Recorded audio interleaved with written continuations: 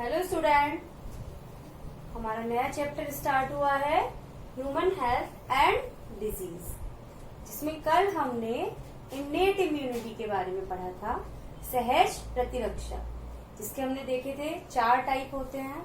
Innate immunity क्या है? वो प्रतिरक्षा जो हमें जन्म के साथ ही मिलती है, उसे हम कहते हैं इन्नेट इम्यूनिटी या सहज प्रतिरक्षा। और ये 4 प्रकार की थी: physical, physiological, cytokinin and cellular. आज हम बात करेंगे एक्वायर्ड इम्यूनिटी की। एक्वायर्ड इम्यूनिटी यानी कि उपार्जित प्रतिरक्षा। तो एक्वायर्ड इम्यूनिटी जन्म के बाद जो हम बीमार पड़ते हैं, उसके बाद जो हमारी बॉडी इम्यूनिटी अपने अंदर डेवलप करती है, उसे हम कहते हैं एक्वायर्ड इम्यूनिटी। यानी अपने लाइफ टाइम में कोई भी इंडिविजुअल जो इम्यूनिटी गेन कर रहा है उसे कहेंगे एक्वायर्ड इम्यूनिटी। फॉर एग्जाम्पल, अगर हमें कोई बीमारी हुई तो हमारी जो बॉडी है उसके अंदर क्षमता होती है उस बीमारी से लड़ने की, तो हमारी बॉडी के अंदर उस बीमारी के अगेंस्ट में प्रतिरक्षा बन जाएगी और ये प्रतिरक्षा कहलाएगी एक्वायर्ड, यानी कि उपार्जित प्रतिरक्षा। अब उपार्जित प्रतिरक्षा के कुछ क्वालिटीज होती हैं, कुछ फीचर्स होते हैं। पहली, ये स्पेसिफिक होती है। स्पेसिफिक यानी कि अगर हम बीमार हुए, फॉर एग्जाम्पल अगर किसी पर्सन को स्मॉल पॉक्स हो जाती है तो उसकी बॉडी के अंदर जो एक्वायर्ड इम्यूनिटी बनेगी वो किसके लिए बनेगी? स्मॉल पॉक्स के लिए ही बनेगी, वो दूसरी बीमारियों के लिए नहीं बनेगी। तो ये कैसी होती है? स्पेसिफिक होती है। Antigen specific. एंटीजन यानी कि जो रोगाणु हमारे शरीर में प्रवेश कर रहे हैं उनके अंदर एक स्पेशल काइंड का प्रोटीन होता है, उसे हम कहते हैं एंटीजन। तो ये एंटीजन स्पेसिफिक होती है एक्वायर्ड इम्यूनिटी। मेमोरी, इसके अंदर मेमोरी होती है, यानी कि अगर एक बार हमें कोई बीमारी हुई है तो उस बीमारी के एंटीजन को जो हमारी ये प्रतिरक्षा है वो याद रखती है। अगर वो दोबारा हमारी बॉडी के ऊपर अटैक करेगा तो हमारी बॉडी उसको झट से पहचान लेगी और उसको किल कर देगी, उस एंटीजन को, उस बैक्टीरिया वायरस को वो किल कर देगी। तो एक्वायर्ड इम्यूनिटी स्पेसिफिक होती है, इसके अंदर मेमोरी भी होती है और ये डिस्क्रिमिनेट कर सकती है सेल्फ एंड नॉन सेल्फ को, यानी कि ये पहचान लेती है कि कौन सी सेल्स हमारी अपनी बॉडी की हैं और कौन सी सेल हम बाहर से आई हैं हमारी बॉडी के अंदर। तो बाहर से फॉरेन पार्टिकल्स को, फॉरेन सेल्स को जो ये एक्वायर्ड इम्यूनिटी है उसमें अंतर करती है हमारी बॉडी की सेल में और बाहर से आई हुई सेल के अंदर। तो बाहर से अगर कोई भी रोगाणु हमारे शरीर के अंदर प्रवेश करता है तो ये उसको किल कर देती है। तो ये हो गए इसके फीचर। अब ये किस तरीके से काम करती है, अब हम देखते हैं कि अगर हमारी बॉडी के ऊपर किसी पैथोजन ने, किसी रोगाणु ने अटैक किया और पहली बार अटैक किया तो क्या होगा? हमारी बॉडी को इससे लड़ने में कुछ टाइम लगेगा, जो प्रतिरक्षा बनेगी उसे बनने में कुछ टाइम लगेगा। तो इसे हम कहते हैं प्राइमरी रेस्पॉन्स। यानी कि अगर पहली बार किसी रोगाणु ने शरीर के ऊपर अटैक किया है तो जो बॉडी है उसके लिए कैसे रिएक्ट करेगी? धीरे धीरे, यानी कि जो हमारी बॉडी है उसके लिए प्रतिरक्षा धीरे धीरे बनाएगी। और कैसी होगी? वो लो इंटेंसिटी की होगी, यानी कि उसको रोगाणु को खत्म करने में हमारी बॉडी टाइम लेगी। प्रतिरक्षा बनी, प्रतिरक्षा बनने के बाद उस प्रतिरक्षा जो प्रतिरक्षी बने, एंटीबॉडीज बनी, उन्हें टाइम लगेगा उस रोगाणु को खत्म करने में। और दूसरा है हमारा सेकेंडरी रेस्पॉन्स। सेकेंडरी रेस्पॉन्स यानी कि अगर वही रोगाणु कुछ टाइम बाद हमारी बॉडी पर दोबारा से अटैक करता है तो जो हमारी बॉडी का जो रेस्पॉन्स होगा वो कैसा होगा? फास्ट होगा।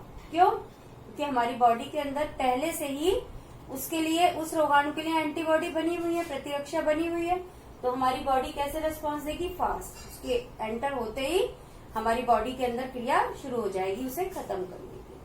और वो खत्म भी कैसे करेगी? हाई इंटेंसिटी से, जल्दी से उस रोगाणु को वो खत्म कर देगी। तो प्राइमरी रेस्पॉन्स हो जब पहली बार किसी रोगाणु का अटैक हो, और सेकेंडरी रेस्पॉन्स वो जब एक बार अटैक होने के बाद वो दोबारा अटैक करे बॉडी के ऊपर।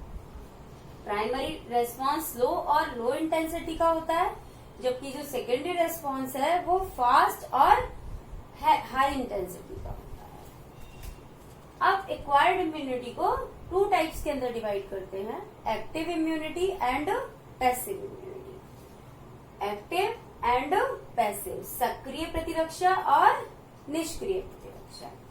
सक्रिय प्रतिरक्षा यानी कि एक्टिव इम्यूनिटी वो है जब हमारी बॉडी की खुद की ही सेल एंटीबॉडी बनाती हैं किसी रोगाणु के अगेंस्ट में, किसी एंटीजन के अगेंस्ट में, तो ऐसी प्रतिरक्षा को हम कहते हैं एक्टिव। और जो पैसिव है, जब बीमार होने के बाद हम जो एंटीबॉडी आर्टिफिशियली मेड, बाहर से ऑलरेडी बनी हुई एंटीबॉडी बॉडी के अंदर इंजेक्ट की जाए, तो ऐसी प्रतिरक्षा को हम कहते हैं पैसिव प्रतिरक्षा, क्योंकि यहाँ एंटीबॉडी हमारी बॉडी ने नहीं बनाई, वो किसी और एनिमल की बॉडी के अंदर बनाई गई और वो हमारी बॉडी के अंदर इंजेक्ट कर दी गई। जो एक्टिव इम्यूनिटी होती है वो स्लो होती है, स्लो यानी कि हमारी बॉडी को प्रतिरक्षा बनाने में टाइम लगता है। लेकिन कैसी होती है ये? लॉन्ग लास्टिंग, यानी कि ये काफी लंबे समय तक काम करती है। एक बार अगर किसी रोगाणु का हमारी बॉडी पर अटैक होता है और हमारी बॉडी उसके लिए एंटीबॉडी बना लेती है, तो ये एंटीबॉडी बहुत लंबे समय तक हमारे शरीर के अंदर बनी रहती है। जबकि जो पैसिव जो इम्यूनिटी होती है वो फास्ट होती है, वो जल्दी से काम करती है, रोगाणु को नष्ट कर देती है, लेकिन ये प्रतिरक्षा हमारे शरीर में बनी नहीं रहती है।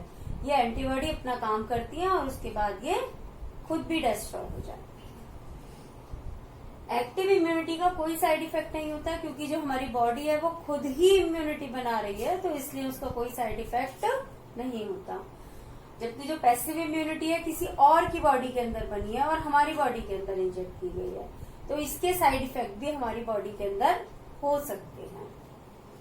अब दोनों ही तरह की इम्यूनिटी यानी एक्टिव और पैसिव, दोनों को ही हम 2 टाइप्स में अगेन डिवाइड कर सकते हैं, नेचुरल एंड आर्टिफिशियल। तो हम देखते हैं एक्टिव में नेचुरल क्या है और आर्टिफिशियल क्या है। देखिए, अगर हमें जो हम बीमार हुए हैं, नेचुरली बीमार हुए हैं, हमारे ऊपर किसी पैथोजन का अटैक हुआ है, तो अटैक होने के बाद जब हमारी बॉडी एंटीबॉडी बना रही है, खुद बना रही है, मतलब नेचुरली अटैक हुआ हमारी, हम बीमार हुए और हमारी बॉडी ने एंटीबॉडी बनाई, तो ऐसी जो इम्यूनिटी है वो कहलाएगी नेचुरल एक्टिव इम्यूनिटी।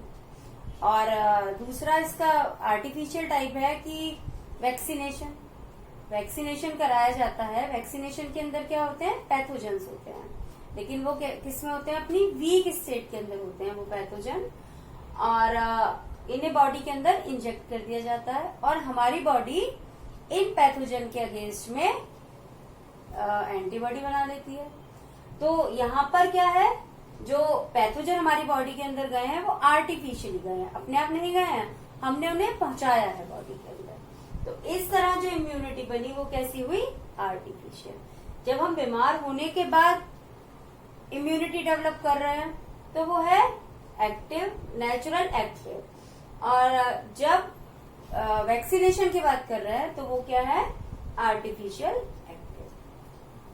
अब हम पैसिव की बात करते हैं। पैसिव में नेचुरल, अब जो फीटस होता है तो उसको प्लेसेंटा से एंटीबॉडी मिलती है अपनी मदर से, प्लेसेंटा के थ्रू उसको एंटीबॉडी मिलती है अपनी मदर से, तो ये एंटीबॉडी क्या हुई? पैसिव हुई, क्योंकि वो इन्फेंट की बॉडी में नहीं बनी, वो कहाँ बनी? उसकी मदर की बॉडी में बनी और उसको अपनी मदर से मिली। मदर से प्लेसेंटा के थ्रू भी एंटीबॉडी मिलती है, और जो मदर का जो मिल्क होता है कोलोस्ट्रम, उसके अंदर भी एंटीबॉडी होती है जो इन्फेंट को या न्यूबॉर्न को मिलती हैं। तो ये क्या है? एग्जाम्पल है नेचुरल पैसिव इम्यूनिटी का, कि नेचुरली बच्चे को मिल रही है वो अपनी मदर से। अब हम बात करते हैं आर्टिफिशियल पैसिव इम्यूनिटी की। तो रेबीज है, उसके अगेंस्ट में रेबीज के ट्रीटमेंट के लिए एंटीडॉट्स लगाए जाते हैं। तो ये एंटीडॉट्स किसी दूसरे एनिमल की बॉडी में तैयार किए जाते हैं। इसी तरह जो स्नेक का वेनम होता है, यानी अगर सांप काट ले तो उसके जहर को दूर करने के लिए भी एंटीडॉट्स लगाए जाते हैं, एंटी वेनम लगाए जाते हैं।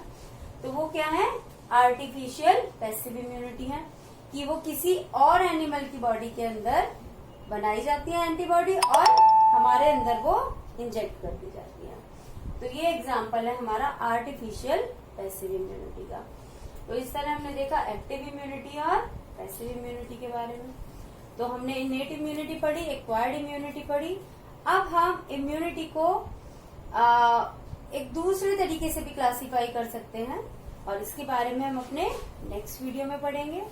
तो आपको टॉपिक क्लियर हो गया होगा। वीडियो को लाइक कीजिएगा, शेयर कीजिएगा और चैनल को सब्सक्राइब कीजिएगा। Thank you and have a nice day.